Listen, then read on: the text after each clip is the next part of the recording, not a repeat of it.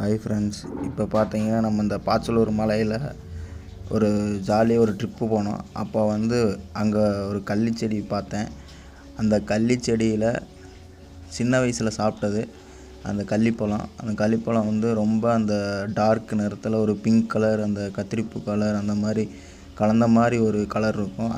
அதை எடுத்து நம்ம ஒரு சின்ன கல் எடுத்து சுரண்டிக்கலாம், இல்லைன்னா பக்கத்தில் பாறை இருந்தால் கூட அதில் அந்த முள் சுற்றி முள் இருக்கும். அந்த பழத்தில் அந்த முள்ளை நல்லா சுரண்டிட்டு பாருங்கள், நல்லா தேய்க்கணும். தேய்ச்சிட்டு அதுக்கப்புறம் அந்த பழத்தை கையால் பிச்சு பார்த்தோம்னா உள்ளே டார்க் பிங்க்காக இருக்கும், நல்ல திக் கலரில் இருக்கும். ஆனால் இது இன்னும் சரியாக பழுக்கலை. அதனாலே பார்த்தீங்கன்னா ரொம்ப க்ரீன் கலரில் இருக்கும். க்ரீன் கலரில் இருக்குது. இப்போ தான் ஸ்டார்ட் ஆகுது பழுக்கிறதுக்கு. பாருங்கள், உள்ளே பாருங்களேன், பாருங்கள் எப்படி இருக்குன்னு. இப்போ தான் ஸ்டார்ட் ஆகுது, இன்னும் பழுக்கலை.